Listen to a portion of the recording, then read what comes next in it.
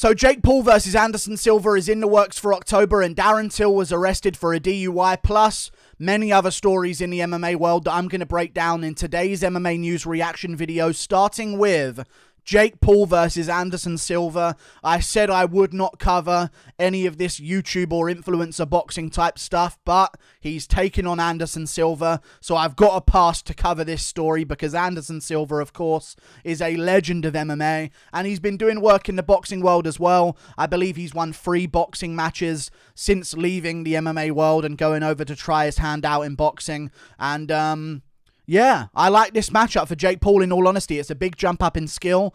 Not just in skill, but this is also a big jump up in frame of opponent, because Jake Paul has really only taken on people that are smaller than him his entire career. Like, he has been the bigger guy for all of his competition in the boxing world so far. I mean, Anderson Gibb was a short guy. Nate Robinson's been a short, small guy. Tyron, Woodley, Ben Askren. And now he's finally taking on Anderson Silva, someone bigger than him, probably around the same size in all honesty, but has longer reach than him, is a little bit taller than him, so he's going to have a bit of a frame advantage over Jake Paul here. And people are already coming out with stuff like Jake doesn't understand the concept of fighting a boxer under 40 and all of this stuff like that, but people are going to pick Anderson Silva to win.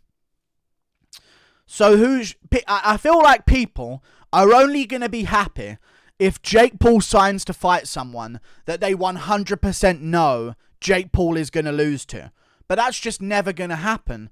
And it doesn't happen in anyone's career ever. And I believe that the reason why Jake Paul has gone down this route of taking on Anderson Silva, who likely could beat him, by the way, but I don't believe will, and I'll tell you why, because everything's in Jake Paul's court. He controls everything about this matchup. That needs to be mentioned here. I think the reason why Jake Paul has gone down this avenue of looking at the Anderson Silva matchup and then maybe even looking at the Nate Diaz matchup afterwards if Diaz does lose or win and want to leave the UFC after the Khamzat Chimaev fight is because KSI, the guy who he's kind of like rivaling in terms of who they're taking on, has set the bar so pathetically low after his last 2 opponents that Jake Paul's like, oh, I can one-up that. I'll take on Anderson Silva. I don't have to take on this undefeated boxer or a boxer with a real credentialed record that's actually good at boxing and is actually quite a big guy. I can just take on Anderson Silva, an older MMA guy who's came over to boxing and, to be fair, looked very good. I know one of them was against Tito Ortiz, but one of them was against Julio Cesar Chavez Jr., who is, you know, not the best boxer in the world himself, but a credentialed boxer with a lot of experience and a lot of pro fights and a lot of amateur fights as well. And obviously he's got his father's name too. But Anderson Silva is a tough test for Jake Paul. But I'm going to be going with Jake Paul winning, man. People don't understand the improvements that he's going to be making. And he's been out of the ring now for a very long time. I don't remember when the last fight was with Jake Paul versus Tyron Woodley in their rematch, but it was a very long time ago. I believe it was maybe at the end of last year or something along those lines. Yeah, December of 2021 was Jake Paul versus Tyron Woodley 2. Wow. He's going to have improved massively. It's going to be like 10 months of improvement. And for a guy who's as new to the game as Jake Paul, that's night and day. Like, he's going to be a completely different guy when he comes out there. I know Anderson Silva's a big guy, but Tito Ortiz is, you know, Tito Ortiz. And you've got other opponents like Julio Cesar Chavez Jr., who doesn't show up in shape, and he doesn't really care anymore. Like, he just doesn't seem to have it in him anymore to even compete. And he thought Anderson Silva was going to be a complete walkover. I know some people are going to be picking Anderson Silva to win, and I understand why. But I feel with Jake Paul, he can just make this a 4-round bout. So I'll see how many rounds this fight is going to be. I'll say that. I reckon Jake Paul will make this a couple of rounds. 4 rounds, 3 rounds, 5 rounds maybe at most. I don't see him making this a 6-rounder or more. But if he does, I'll consider picking Anderson Silva, because I don't see Anderson Silva losing by KO to Jake Paul. And if Jake Paul's going to go out there and try and box with Anderson Silva over a long distance, eventually Anderson Silva's veteranship is going to kick in, and he's got the cardio, and he can sort of tap into being in those championship rounds before in his career, and he can put a pace on Jake Paul and maybe beat him up against the ropes. However, again, we're betting on Anderson Silva, who's a very old guy, who knows how many injuries he's going to pick up in this training camp. He's 47 years of age. I completely understand the distaste for Jake Paul picking this opponent, but at least it's not Luis Pineda and Swarms. So he's testing himself against a guy his size or bigger who can actually box. And Anderson Silva's no joke. So I'm not going to disrespect Anderson Silva by saying easy Jake Paul win or anything like that. Like, if Jake Paul makes this a very short fight, he can hold up winning against Anderson Silva for a couple of rounds and win himself a decision. But if he takes on Anderson Silva for a long amount of time, I reckon Anderson can turn this one around and get it done. I'll be very surprised if Jake Paul KOs Anderson Silva. But one thing that Jake Paul's camp should be mentioning non-stop in the build-up to this fight is body shots. Jake Paul body shots. Anderson Silva gets caught up all of the time, moving his head around and keeping his legs still, and he's doing it a lot in the boxing world as well. So if I was Jake Paul, if you've been working on body shots, now's the time to get them done. I think a lot of MMA fighters should have started utilizing that against Anderson Silva as well, because he does do a lot of moving his head around and pawing at the hands quite a bit. So if I was an MMA fighter, and I know a lot of coaches, I think Chris Weidman's coaches were saying punch a hole in his chest if he does that stuff against a cage against you ever again. Like, go to the body on him. He's an older guy. He's not going to be strong around the core anymore as he was in his youth. Go to the body, rip him apart there.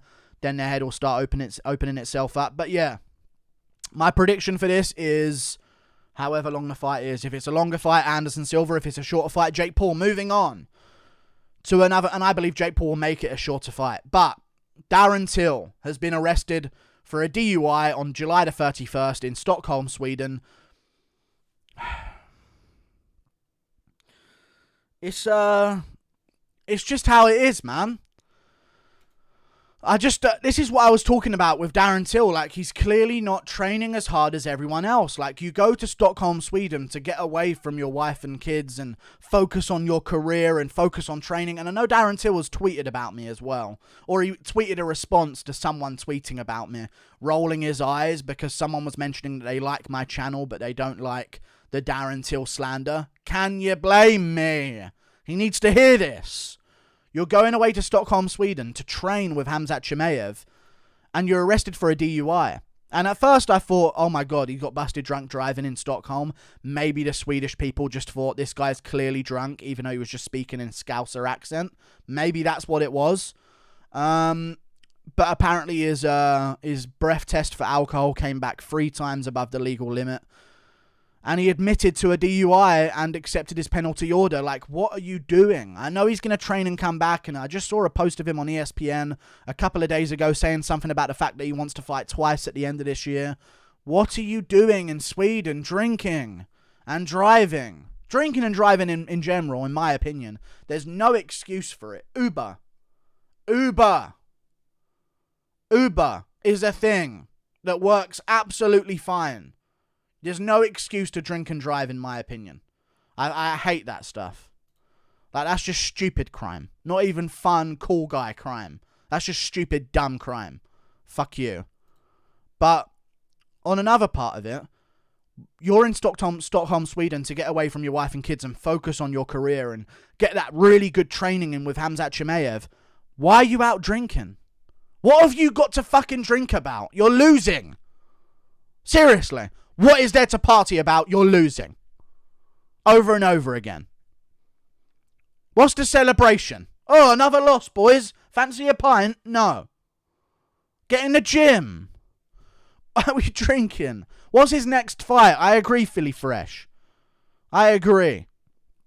When's his next fight? Who cares? Like, but I do care. Because I've been getting slandered for like, dude, you don't understand what it's like to be a pro athlete. Dude, imagine his wife and kids. Like, his wife's probably thinking, oh, he's training in Stockholm and getting his work done and stuff like that. And I completely understand him taking time away from us. And then they see this. Oh, he's been drinking in Stockholm and having a good time when I thought he was sacrificing time with his kids to be over there and train. Focus up, man. You're losing. You can, like, be a champ and get away with this. Like, if Israel Adesanya, you know, he had a little bit to drink and he started a bit of trouble. Nothing too serious, hopefully. But if Adesanya started a bit of trouble and he was a bit drunk, Depending on the trouble, I'd be annoyed at that, but I wouldn't be annoyed that he was out drunk because he's the champ. He can afford a bit of luxury and he's nowhere near a fight, or maybe not. If he was nowhere near a fight, then it wouldn't really be too big of a deal. But what are you drinking about, man? You're out there to train. Let's train now. And enough of this absolute nonsense that we keep seeing from him, because there'll be another post in a couple of days like, all I want is to be a world champ and I train in 80 hours a day. That Darren Till does 24 hours a day. Yeah, mate, but I'm tripling the amount of the hours in a day, mate, just to train harder, mate. All I do is fight. That's all I'm doing, mate. I'm travelling away from me wife and kids, mate, just to train fighting. And then there's going to be a story that comes out, Darren Till snorting fucking LSD out of a fucking hooker's belly button. Like, it's going to be some random story that comes out. Like, I can't trust Darren Till's words. Get committed to the game. You're losing over and over again. Let's turn it around. No more drinking. There's nothing to drink about. We're losing. And I say we because I've been invested in you. That's why I'm so angry whenever you do this kind of stuff, Darren Till. Because I was invested, okay? I was emotionally molested when you lost to Woodley. And I found out the next day, waking up. That was one of those times where I wasn't staying up late to watch the UFC fights. I was finding out the next day, and I looked at my phone the next day. Tyron Woodley Octagon interview. I thought you were going to win. And I look at my phone, I see Woodley Octagon interview. Oh, God. Maybe he's the loser and they're interviewing him. Oh, God. Oh, no, there's a belt around him. Finish. A submission. Oh, can it get any worse? Till didn't land a punch. Oh, no. Like, I'm invested in your career, Till, and I have been for a long time. Stop fucking letting us down, okay? Get in the fucking gym. Jesus. Moving on to other stories. Donald Cerrone's in a headliner of a film. Looks terrible. I'm going to be honest with you. It looks shockingly bad. But fair play to that Donald Cerrone. You know, he gets a chance in this. It gives him it's basically like a live audition when you do acting. Like, you get into a lead role and then you can show look, here's how I acted in this scene. I can act a little bit, because sometimes it's hard to tell how good someone's going to be when you're doing an audition with them, I imagine. And then you don't know if they're going to carry up that acting skill when it comes to being in front of the live cameras in an action scenario and stuff like that. So that's what's going on. Claudio Silva and 2 other MMA fighters are no longer on the UFC roster. And people are like, UFC L. Dude, they got to cut people. L for the UFC. Like, no, people are allowed to be cut by the UFC. I don't mind that they cut Claudio Silva. I don't mind that they cut Wu Yanan. And I don't mind that they cut Harry Hunsucker. They arguably all deserve to be cut. Yeah. We move on now. Piotr Jan found an O'Malley lookalike, which is very funny. Good for Piotr Jan. It was a very funny situation, and I enjoyed it. It made me chuckle to myself. And good for him. Sean Strickland injured himself, but he's getting back in the cage. I imagine he punched part of the cage, or this is what happens when Herb Dean catches you grabbing the fence or something like that. And Eric Nixick came out and said he's better and he had surgery over the weekend to clean out the infection and all that. And also, there's been talks of Aldo not retiring. Aldo's coach came out and said he's not retiring. He doesn't want to end on that note. January, Brazil, you versus Dominic Cruz. Hello. Hello, Jose Aldo. Hello. You versus Dominic Cruz, January, Brazil. Please. And if you win, you won't want to retire anymore, which is good, because I think you might win that one. Dominic Cruz, you ain't done yet either, brother. You look good against Vera, although you lost. You versus Aldo, a legend-on-legend matchup. We still got 5 months until then anyway, or just under 5 months. Cruz, you've already had a bit of time off. Get back in there against Jose Aldo in January on the Brazil card. Legend on legend. Maybe both of them retire on the same night and we have an amazing, wholesome moment where no one gets KO'd and it's a decision that's close. That would be ideal. So make that happen. Jose Aldo's manager. Dominic Cruz versus Aldo in Brazil in January. Make it happen. We've also got a talk of Stephen Thompson versus Michel Pereira. I said this was going to happen. I was thinking maybe Kevin Holland, and then I found out Kevin Holland's not taking that fight, so it makes sense to do Wonderboy versus Michel Pereira, in my opinion, next. Michel Pereira, I believe, is ranked something like 14 or 15 in the welterweight division, so he's a ranked fighter. Wonderboy's, of course, coming off a loss at number 7. Michel Pereira's actually number 15, but if you want a stand-up fighter, this is the stand-up fighter that you're going to be taking on, and this is a guy who's going to welcome that type of fight against you because he loves to strike and he loves to test himself against good strikers. Make it happen. In all honesty, I feel like Wonderboy can win this. I also believe that. I think Pereira is wild and crazy, and maybe that could lead to a KO against Wonderboy. But he didn't against Ponzinibbio, and Ponzinibbio I don't think is anywhere near the striker that Wonderboy is. And I feel as though if Wonderboy can land the shots that Ponzinibbio can, he'll land more than that. He'll land them and then some. So I feel like this actually could be like a 29-28 win for Stephen Thompson in a very fun, wild fight.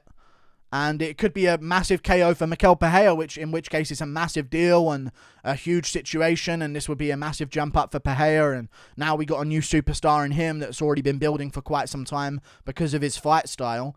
But I feel like Wonderboy can win this one, so that'll be good. So we'll get Wonderboy back in the mix. And if Michel Pereira wins, we get Michel Pereira at the top. But this would be much more fun to see than another guy out grappling Wonderboy, because if you give a grappler to Wonderboy, you know what's going to happen. So it's almost like there's no point in even making that matchup because you don't learn anything new about the grappler other than, oh, they are a good grappler, as we assumed. They can out-grapple Wonderboy. Everyone can if they choose to. But if you give him Michel Pereira, you actually learn something about Michel. If he can land the KO blow on Wonderboy, who's to say he can't do it on the feet against any of the other guys in the welterweight division? It tells us something more about him. So I like this matchup. Stephen Thompson, Michel Pereira, December pay-per-view. Make it happen. Maybe even in MSG. I know Wonderboy's from around the East Coast area, so maybe even in MSG. Let's get it on. Like and subscribe. Thank you for watching. Toodle pip. See you later. This is my MMA news reaction. Hope you enjoyed. Goodbye.